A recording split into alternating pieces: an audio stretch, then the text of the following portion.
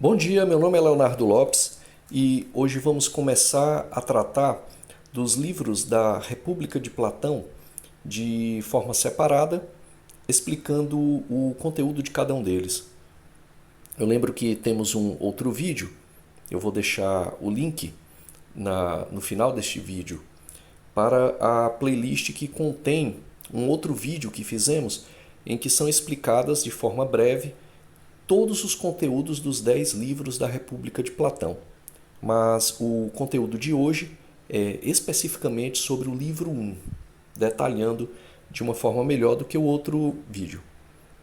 Então nós vamos tratar do primeiro livro da República de Platão. Eu trouxe aqui um diagrama que vai nos ajudar a compreender os principais pontos deste livro. Ele está dividido em cores.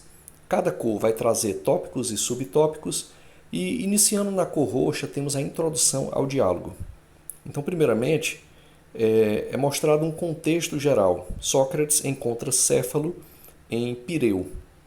Então, nessa região, Sócrates encontra um velho amigo seu e se dirige até a casa dele e iniciam lá um debate, uma conversa amigável sobre a justiça.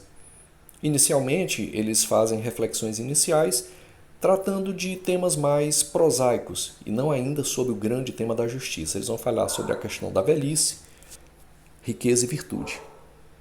Bem, seguindo na cor azul, nós temos os conceitos de justiça. Então, Céfalo, ele tem um conceito de justiça, e ele coloca isso para Sócrates, que é ainda um conceito um pouco mais simples do que os outros dois, de Polemarco e de Trasímaco.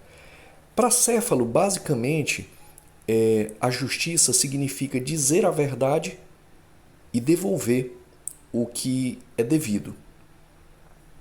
Depois temos o discurso de Polemarco, que é o filho de Céfalo, em que justiça significa ajudar amigos e prejudicar inimigos.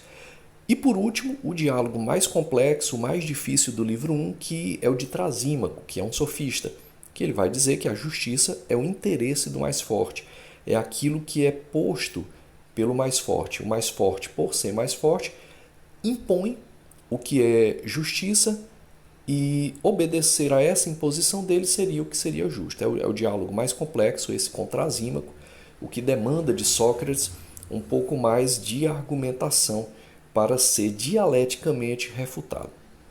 Então vejamos justamente a refutação de Sócrates. Lembremos que Sócrates utiliza o método dialético. E o método dialético ele não impõe verdades, mas ele, a partir da verdade vinda do oponente, digamos assim, ele vai mostrar a esse oponente as contradições da sua argumentação. E aí então tentar uma depuração dessas contradições para que se justamente alcance uma verdade mais universal, mais essencial. Então acompanhe na cor verde a refutação de Sócrates. Inicialmente, contra Céfalo e Polemarco, Sócrates vai mostrar as limitações que existem ali nas definições de justiça. Veja que Céfalo diz que justiça é dizer a verdade e devolver o que é devido. Mas a argumentação de Sócrates, a contra-argumentação, na verdade, a utilização do método dialético, vai mostrar que nem sempre devolver o que é devido pode resultar em algo justo. Você pode, por exemplo, devolver algo que vai fazer mal à própria pessoa. E isso não resultaria num bem, não resultaria numa ação virtuosa. Então é uma definição muito simplória essa de Céfalo, de que justiça é dizer a verdade e devolver o que é devido. A mesma coisa, Sócrates vai mostrar as limitações nas definições de justiça também de Polemarco. Para Polemarco, que é o filho de Céfalo, justiça é ajudar os amigos e prejudicar os inimigos. Mas basicamente Sócrates mostra que prejudicar os inimigos não condiz com o bem, mas com o mal.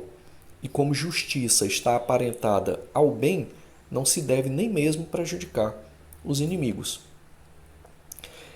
Em termos de refutação, estamos aqui na cor verde do diagrama, a mais difícil realmente foi contra Trasímaco, em que Sócrates vai mostrar contradições e desordem na ideia de justiça como vantagem do mais forte. Basicamente, a ideia de Trasímaco é que justiça é o interesse do mais forte. E justamente por ser mais forte, ele leva as pessoas a obedecer. Mas Sócrates vai mostrar dialeticamente que existem muitas contradições em Trasímaco, no seu discurso. Primeiramente, porque ele mostra que o mais forte vai impor uma noção de justiça. Mas esse mais forte, ele pode vir a errar no que considera uma lei justa, por exemplo. E nesse sentido, nem mesmo a si mesmo ele estaria fazendo bem, mas o mal, justamente porque ele pode vir a errar na promulgação da lei. E um outro ponto que Sócrates levanta é que Trasímaco está errado em dizer que o forte vai erigir uma noção de justiça e de leis para benefício próprio.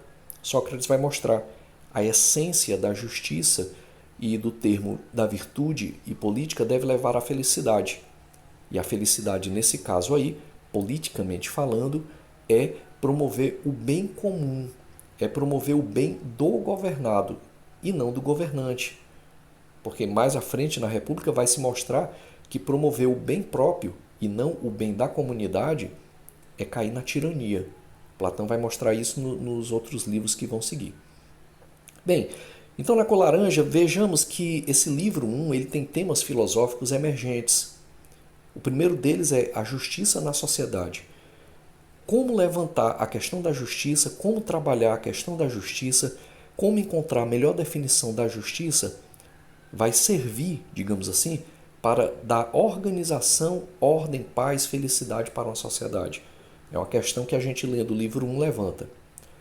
Também outra questão é a justiça como virtude universal. Quando Sócrates refuta Trasímaco, na verdade ele está querendo dizer que a virtude não deve ser uma virtude para o benefício próprio, para o benefício egoísta, porque isso vai cair na tirania. Ele ainda não vai, ainda nesse livro aqui, elaborar a noção de tirania, mas ele já elabora de uma forma inicial, que vai ser desenvolvida nos outros livros, a noção de que justiça é uma virtude universal.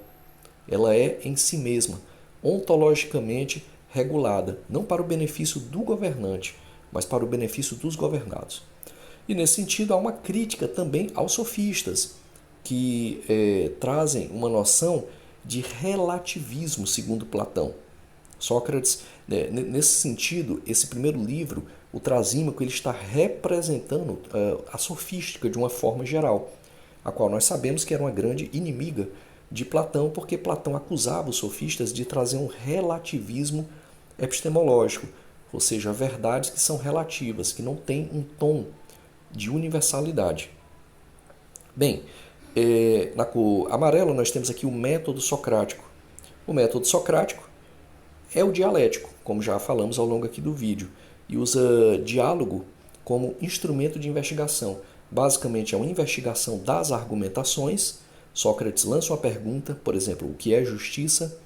Aí Polemarco, por exemplo, lança uma resposta, que seria ajudar os amigos e prejudicar os inimigos, e Sócrates percebe a contradição, ou seja, que não se deve prejudicar nem mesmo os inimigos, porque isso não condiz com a verdade, com o bem. E aí ele vai depurando o discurso e mostrando as contradições do seu oponente, que nesse livro são 3, Céfalo, Polemarco e Trasímaco, sendo o discurso de Trasímaco mais complexo. Por último, o método socrático ele busca definições universais e coerentes. Não só definições universais, mas que em sua universalidade são coerentes. Quando Sócrates diz que nem sempre devolver o que é devido pode ocasionar o bem da pessoa para o que está se devolvendo, ele usa o exemplo lá de, por exemplo, devolver uma arma a uma pessoa que não está no uso da razão. Isso ocasionaria mal e não bem. Então, ele está mostrando para Céfalo que não há coerência no que Céfalo estava dizendo. Quando ele refuta Polemarco dizendo que não se deve nem mesmo prejudicar os inimigos, ele está mostrando que a justiça condiz com o bem, e o bem condiz em ajudar, tanto amigos quanto inimigos. E aí, claro que aqui cabem mais argumentações. Esse é só um primeiro livro, são 10 livros. Esse livro, inclusive, já adiantando aqui, para quem está lendo A República, ele é um livro que inicia o debate sobre a justiça na polis, na politeia platônica. Ele vai ser desenvolvido ao longo dos outros 10, dos outros 9 livros, né? Então, Essas seriam essas principais noções. Bem, essa foi a nossa aula de hoje. Ela acredito que é muito útil para quem está começando uma faculdade de filosofia ou está nos primeiros anos de algum curso de humanidades e que quer conhecer essa obra paradigmática, esse divisor de águas dentro da filosofia, que é a República de Platão. Se você gostou do material que trouxemos, eu peço que deixe um like, comente, compartilhe o vídeo, se inscreva no canal e até uma outra oportunidade.